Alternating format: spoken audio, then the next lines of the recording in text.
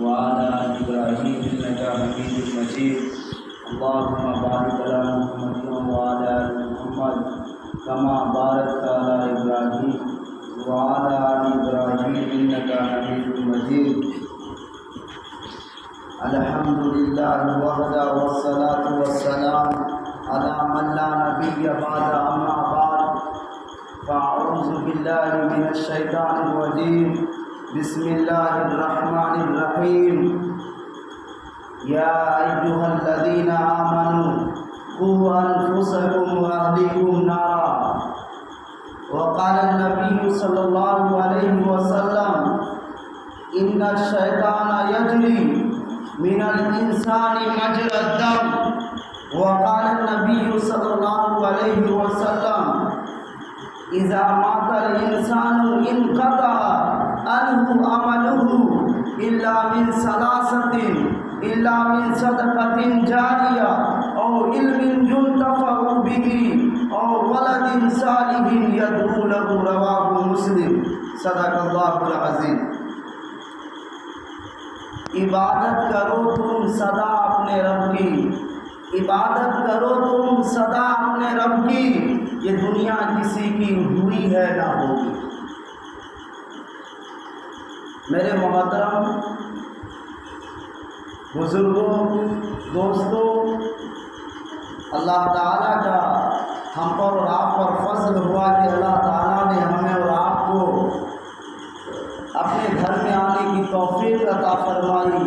اللہ سے دعا کیجیے اللہ تعالیٰ اس آنے کو قبول فرمائے میں نے ابھی آپ کے سامنے قرآن مقدس کی ایک آیت کو پڑھا ہے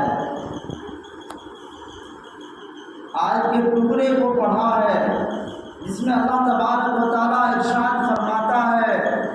یا ایھا الذین آمنوا قوا انفسکم واہلیکم نارا اے ایمان والو اے کلمہ پڑھنے والو اے محمد رسول اللہ کے ماننے والو اپنے آپ کو اور اپنے اہل و عیال کو جہنم کی آگ سے بچاؤ قودھا الناس آگے آیت ہے والحجارہ اور جو اس جہنم کے جو ایندھن بنیں گے پتھر حجارہ اللہ نے استعمال کیا ہے حجر پتھر جمع استعمال کیے ہیں حجار اور پتھر اور انسان اس کے ایندھن بنیں گے اس آگ سے بچاؤ یہاں دو پیغام ہے میرے محترم ہم آپ کو بتا دیتا ہوں وہ دونوں پیغام یہ ہے اللہ کا ارشاد جو اللہ فرما رہے ہیں وہ یہ فرما رہے ہیں اے لوگوں خود کو بھی بچاؤ اور اپنے اہل کو بھی بچاؤ پہلے اللہ کا فرمان دیکھیے خود کو بچاؤ اس آگ سے جہنم کی آگ سے اور اپنے اہل و عیال کو بھی بچاؤ پہلے کا خود بچ جاؤ پھر جا کر کے اپنے اہل و عیال کو بھی بچانے کی فکر کرو میرے محترم آج جو دنیا کے حالات ہیں اور خاص طور سے مسلمانوں کی جو بستی ہے اور سماج ہے اس سماج میں نوجوان لڑکیاں اور نوجوان لڑکے سب سے زیادہ گناہ میں مبتلا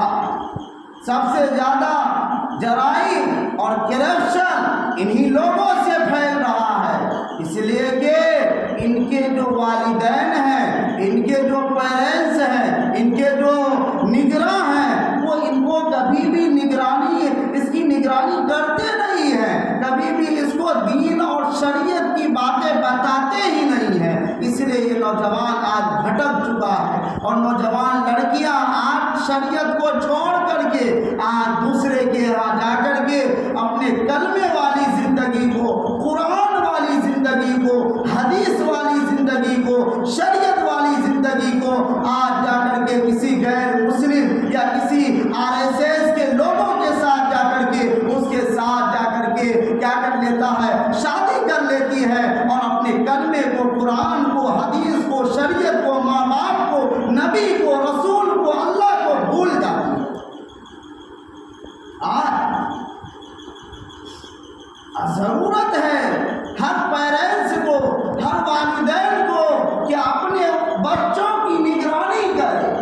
نگرانی بھی کیا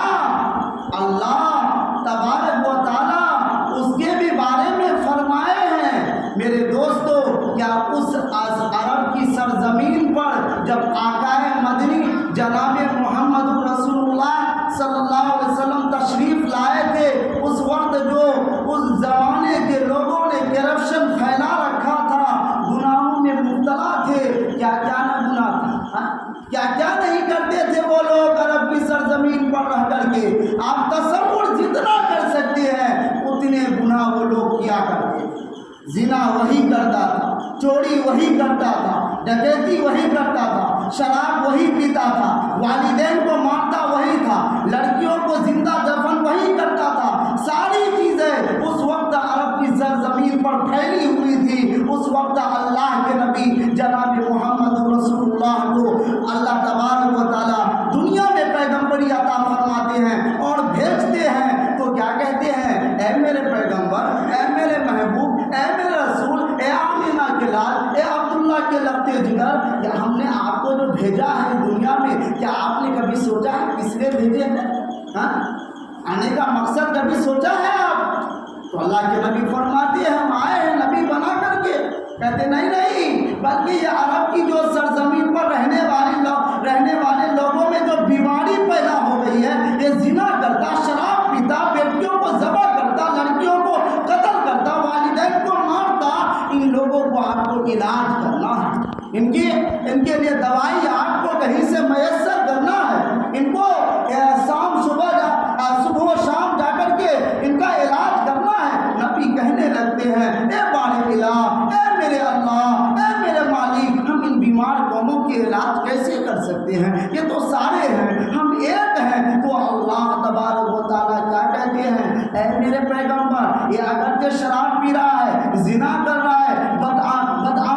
بدعمالیوں میں پھنسا ہوا ہے، اے میرے پیغمبر ساری برائیاں اس کے اندر ہے، آپ کو کچھ نہیں کرنا ہے، صرف آپ کو ہم ایک نسخہ بتا رہے ہیں۔ وہ نسخہ کیا ہے؟ میرے دوستو، میرے بزرگوں، اللہ تعالیٰ ارشاد فرماتا ہے اقرأ بسم ربک الذی خلق،